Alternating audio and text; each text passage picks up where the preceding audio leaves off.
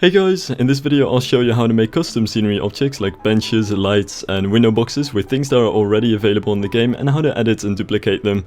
So let's get started. There are two things you need to know in order to do this, and the first is how to make the game recognize whatever scenery piece you're making as a building, which will make sure that all of the scenery pieces that make it up will be seen as connected by the game, which means that you can edit it later on or you can freely rotate it and most importantly copy paste it around the park. Now the way that I like to get my things within one building is to just place this very small roof piece and sink it into wherever you can't see it, which will make sure that whatever I build after this will be seen by the game as a building. Next I'm gonna want to take the pieces that I want to make the bench out of, which is this driftwood over here. Now the very important thing about placing whatever scenery object you want to make your scenery out of is that you have to place it using the 3-axis gizmo that you get by pressing X like this. For some reason, only if you do this it will stay within the same building, and if you just freely place it around by using the cursor or shift and control, it'll just, well, be a separate scenery item and not stay within the same building. So you want to do it like this, and you can basically just move it around with the 3 X's. If you press X again, you can rotate it like this, and pressing X again will get the 3 X's again. So just gonna make the bottom of the bench real quick like this. Rotate it again to make the back of the bench, just like that, yep. To place the object down, you can pretty much just left click wherever you want to, and then make the back supports of the bench, sink them into the back a little bit like that, just to provide support for the top parts. Rotate that again. I always like to rotate my wooden pieces a little bit, which gives it a bit more realistic look. The wood kind of looks like each piece is a bit different instead of being the exact same driftwood piece. Now finally I want to get a bit of supports underneath the seating part of the bench and move that to the other side as well, and that is the bench pretty much finished. It's a pretty simple bench, but it's about on the scale of a guest. And if you click on it, the game sees it as a building, which means that you can just duplicate it by pressing Ctrl D and basically move it around and place it around in your park. Another thing you're gonna want to know how to do is how to select things and duplicate them within the same building. And now to show this off, I'm gonna make a fence real quick, and I'm gonna do the same, just lower this into the ground to make sure that the fence will be recognized as a building. Then get the planks that I want to make the fence out of, which would be this very long driftwood plank, which is about the length of a full tile, a little bit less, but you can always mask that a bit. And raise it up to make the fence, and just get a couple new ones on the sides. This is probably the worst fence I've ever made, but it doesn't really matter for the sake of this tutorial, so there we go. And this is just one building, much like the bench, but now we want to know how to copy this part of the building within the same building, and there are two ways to do this. The first one is to hold Ctrl down and left click on every single piece like this, which means that you can select them all at the same time, and press Ctrl D to duplicate it, and you can duplicate it within the same building and basically, you know, just make a series of fences like this. And the second option is to just hold down the left mouse button and hover over the screen like this to basically select everything within that field. And that's usually a little bit quicker if like there's nothing else around this part of the building. But imagine that this fence was built in a pretty busy building with all sorts of scenery objects right around it. It can sometimes be a little bit easier and more selective if you just hold down Control and click on the different options. It really depends on if it's the only thing in the line of sight, basically. In most cases, if you can get a clear shot of what you want to copy, it's by far easiest to just drag the cursor over the screen. Now as you can see, you can use this quite easily to make a very long straight fence, and even if you have like 3 fences like this, you can quite easily just copy all of them over and place them like that. Just make sure that you don't miss out one little driftwood plank there. But what I also like to do is, imagine you want to make a curve for the fence. You can just take this one fence building and just copy that around and basically make a curve like this. This is obviously a little bit more time consuming than straight fences, but it's always a nice way to get a custom fence in alongside a curvy path. So these are the most important things of this tutorial, and the rest will pretty much just be ideas on planters that you can make, or window boxes and things like that. One very interesting and very easy to make planter that I like to use is to just sink this into the ground to make it one building. For some reason this green arrow sometimes pops up, but it always disappears if you just click the right mouse button, so that's alright. And get this piece, and what I always like to do about this is just grab it like that and just very easily rotate it this way, each one 45 degrees, and that way you can make something which could kind of function as a litter bin or a planter. It really depends on what you want to use it for. But in this case, I kind of want to have it as a little flower planter pot, and you can pretty much just sink any foliage inside a building, as long as you make sure to use the 3-axis gizmo for it. So as you can see, this little flower is now, or this little bush is now part of the building, and you can copy it around with the building itself.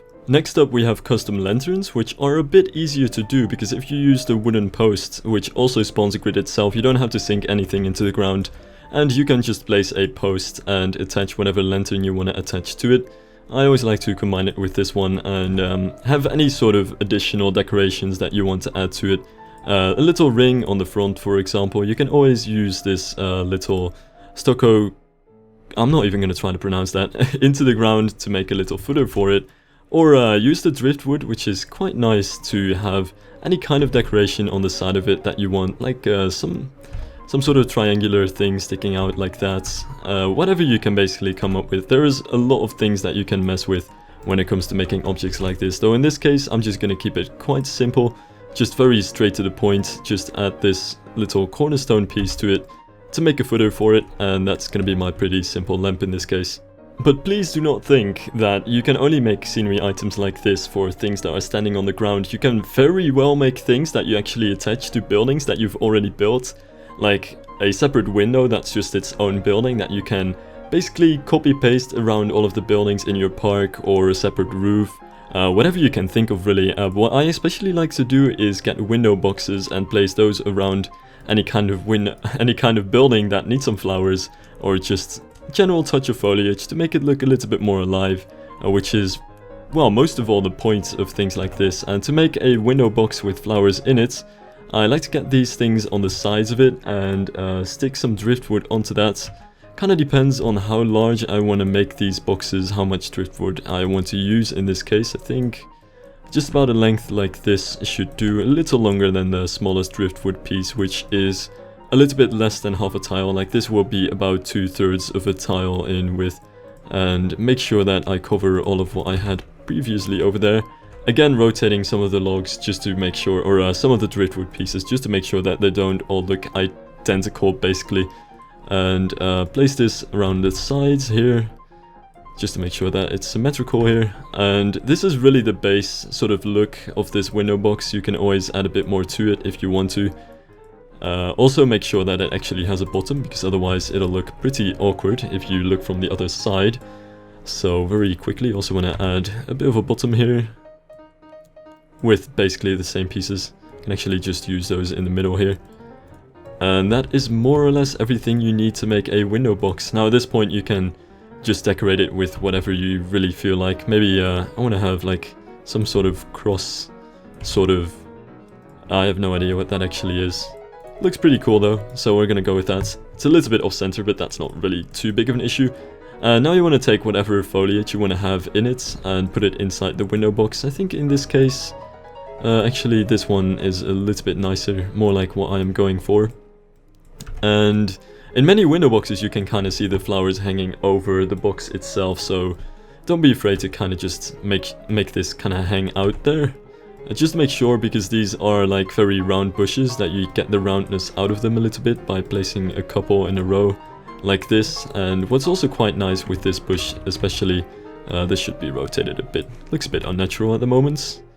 What's also quite nice about this bush in particular is that you can actually mix it quite well with the other things like this to give it the impression that it's not just one big, very big purple bush with nothing else attached to it, but actually make it look like there are some different kinds of bushes in there, or that it actually has some green leaves as well.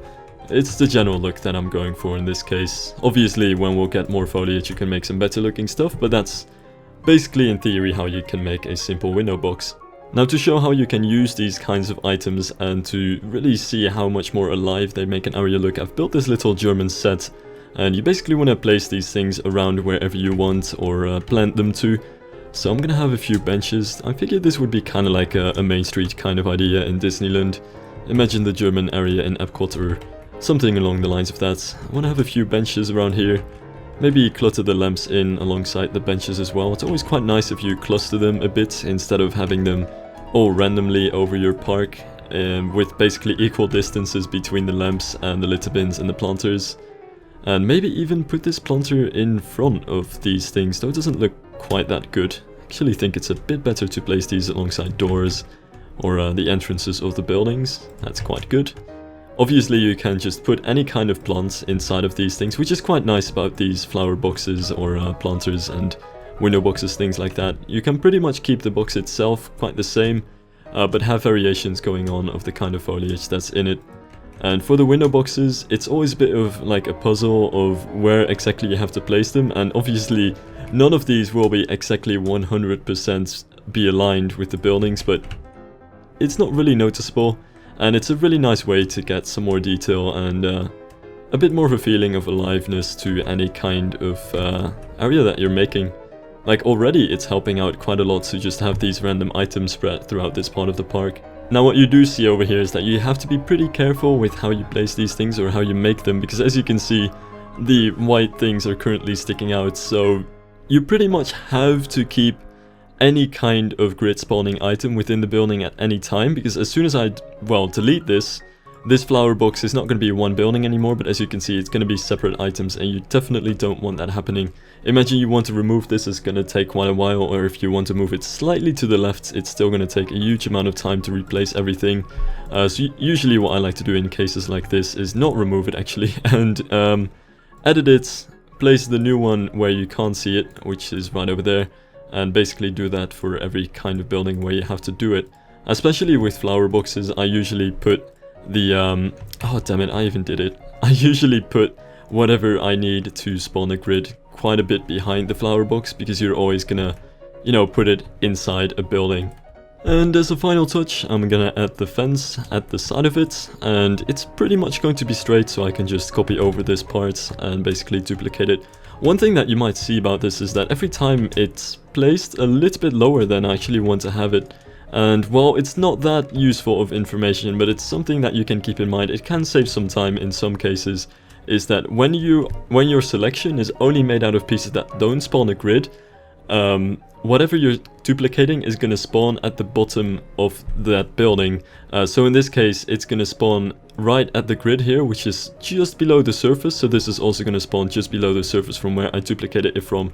Now, if I were to put one part of a building which does spawn a grid, like this piece, and then select it, it would basically just come back at the exact same height. So if you want things to keep if you want to keep the selection within a building at the same height, and you don't want to lose it all the way at the bottom of your park map if your building is very deep or very large, you might want to make sure that you're selecting any kind of wall or post or roof piece with it. And now that we're having fun with this kind of thing anyway, I could have probably ended the tutorial over here, but there are still a couple of other ideas that you might want to give a try. One is to save some time actually. You can lower anything into the ground to get things within one building, and then place trees around to be able to duplicate larger amounts of trees at a time. You have to place the trees with the 3D gizmo, which is a little bit unfortunate because it's not as easy as just plopping trees down randomly. But it's quite handy if you want to make very large forests at a time, because you can just copy over the parts of the forests and get quite a few trees in quite a small amount of time in. Now just one more idea to kind of get you going. This chimney over here is also one building. It's just a very simple wooden post in the middle with on the sides the stucco wall trim piece, and in the middle of it is a stucco pillar middle section, just to make sure that it's white on the top. And that's basically a very simple alpine chimney, though you can obviously have lots of variations with this as well. And that's the most important point that I want to get forward in this video, is that please don't just randomly copy all of these items and put them all over your park. The most important thing here is that you can make benches and you can make custom planters and things like that to get some uniqueness to your parks, to get some items that you don't really see in other people's parks, or to get something that matches the specific style that you want to go for. For instance, you want to have a very typical sort of fairy tale themed bench, but there aren't even any benches in the game so far, and you want to have a unique kind of object in your park. That's what this is quite useful for. It doesn't take that much time, you only have to make it once, and then you can basically just copy it around your park. So a lot of this video is just to kind of give you ideas and tips on how you can do this kind of stuff. But I really urge you to like make your own kind of ideas, try your own sort of bench designs and things like this, and see what you can make out of it, and basically hopefully save a lot of time in the making of your parks and bring some extra life into your parks. Anyway, that's all I wanted to say in this video, so thank you guys for watching. I hope you've learned something and have fun making your own stuff.